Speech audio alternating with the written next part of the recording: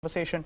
But let's move on now. The grey clouds of the NPMS continue to hover over banks, also with the Reserve Bank of India identifying the next set of companies for the insolvency process. What does the provisioning requirement look like going forward, and will profitability take an even severe beating? To answer this and give us a broader perspective on valuations as well, joining us on the show is Karthik Srinivasan. He's Senior Vice President and Group Head for Financial Sector Ratings at ICRA. Karthik, always a pleasure to speak with you. You hosted your webinar, so if you can just take us through the key tenets and the broader contours of the same, then we'll delve into deeper asset quality specific issues and even profitability specific issues.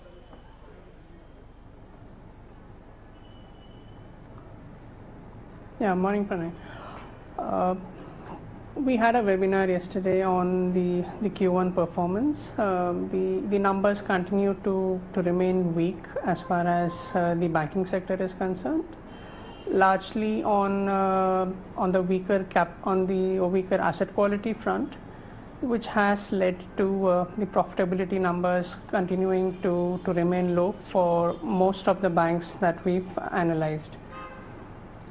The near-term outlook remains challenging for a simple reason that not only have the slippages actually increased in Q1, even if one was to assume that part of it was because of the agri loan waiver and the RBI dispensation which ended in June, the numbers still were pretty high, and in fact at about 1.1 lakh crore of fresh additions in the quarter, it was the highest last 4 or 5 quarters that we've seen.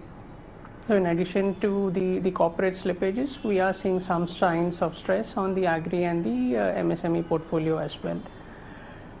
These are likely to sort of result in the provisioning costs going up, not only on the new NPAs but also on the existing stock of NPAs, as one needs to make higher provision on as time goes by. The treasury profits, which were pretty robust last year, is unlikely to remain as strong in the current year, which would further add pressures. Capitalization levels remain weak, as we've not really had too many banks raise capital this year. We've only had an SBI do a large size QIP, but whereas for the other banks, it's still awaiting the government announcement on capital infusion. So it's going to be a bit challenging on that part for a large number of public sector banks. Right. Profitability, as I said, largely driven by the asset quality pressures and the weak let's capital. Let's talk for a bit about the asset quality numbers. I mean, you've given an exhaustive explanation and what the broader contours of your webinar were after the first quarterly numbers reported and what the outlook looks like. Now, let's get into one or two specific issues. Now, we have this graphics plate running of the gross NPA numbers for some of these public sector banks. So I'll go through some of them. Central Bank is 18.2, UCO Bank is 19.87%. Then we have IDBI Bank, which is at close to almost 24 to 25%. What's the outlook going ahead from here on, even in terms of provisioning requirement, Karthik? Because as you said, that we already have these 12 cases that these banks are grappling with. Most of them have exposure to most of them. Now we have another list of 21 companies. If not resolved up until December, even they will be pushed to NCLT, and thereby the provisioning requirement will be enhanced even further for the next year. So what kind of a profitability drawdown are we looking at? Because essentially it's all about profitability. Even your interest servicing on 81 coupons critically depends on profitability. And you being a ratings person, if you can give us a qualitative comment from that standpoint, should we forget about good valuations or some healthy upside, even in terms of recoveries and upgrades, at least for the next 2 years?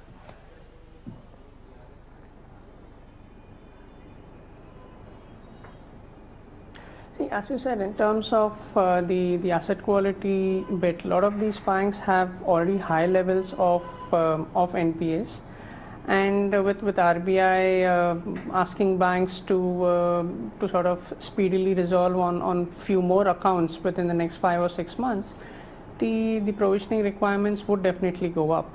We don't really have the numbers for the entire gamut of names that has come out in the press over the last couple of days. But our estimate is in most of these accounts, the current provisioning levels could be anywhere between 15 to 25% kind of levels. So then if you work out, in case these accounts don't get resolved by December end, they would need to be taken to NCLT, which would effectively mean, as per the existing guidelines, the provisioning has to move up to 50% in the immediate term. So there could be significantly rise in provisioning cost as far as Q4 is concerned, which is why we believe, like in the last 2 years, we could see another year wherein especially the public sector banks report losses, which in turn would put pressure on their ability to service some of the 81 instruments that they have raised.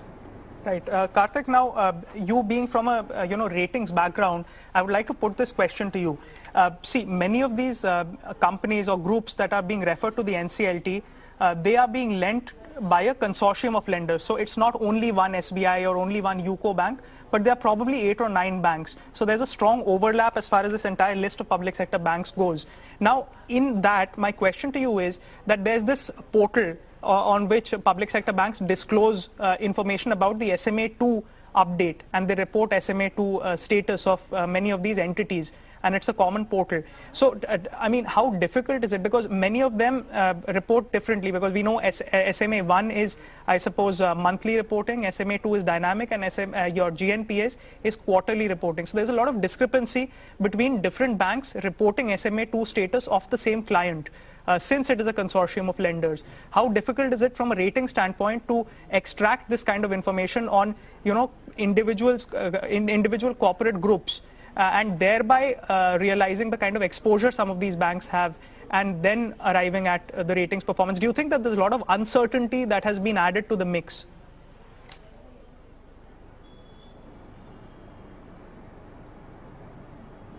No, that database which you're referring to is privy only to banks and RBI. We really don't have access to it. So we believe our estimates, or we make our estimates based on the data that the banks give us when we do our rating exercise. So it's a combination of data that we receive from most of the banks that we rate. And also we do have ratings on lot many corporates as well. So we use the entire set of data which is available to us as part of the rating exercise to estimate the kind of stress that the system could face at a broader level, and to an extent at an entity level as well. The cabinet has also given its approval for mergers of banks, and that proposal has to come from the boards of these banks. Do you think that the timing is a little inappropriate? I mean, not only are these banks dealing with absolutely no credit growth, they have to deal with higher provisioning, and these lists are going, I mean, the RBI is releasing list after list. And secondly, treasury profits may not be that supportive going ahead into the future, because probably in the medium term yields have bottomed out. So where does the support to the bottom line come from?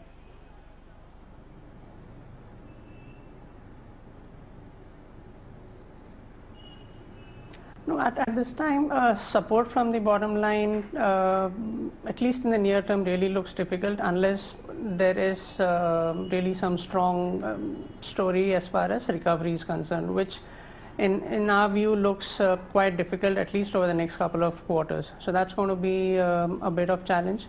Last year, one did have the benefit of falling interest rates, and treasury profits were quite robust in FY17. This year, Q1 has been sort of okay, but it's unlikely that the benefit of falling interest rates would really be available to banks for rest of the year. So in that context, recoveries would be the key areas wherein one could look at for an improvement in the bottom line. The other could be, currently because of lack of capital, banks are actually shrinking their balance sheet or remaining at the same kind of a level, which is putting pressure on their top line, whereas credit costs are not really going to come down. So let's say a scenario where banks do get additional capital and they are in a position to increase their lending book, that could provide them with some fillip as far as top line is concerned, which can possibly support profitability in the near term. Other than these two, it at least looks difficult to see any material improvement on the profitability levels in FY18. Right, and finally, before we let you go, what's your view on the ratings distribution? How does that look like?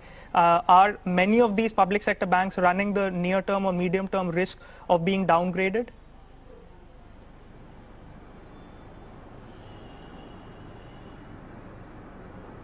A lot of ratings that we have are on negative outlook, which obviously highlights the challenges that the entities are facing, not only from the operating environment but from their own standalone financial position as well. So we are closely watching it, and again, the sort of capital that they are able to raise either from the government or from non-governmental sources.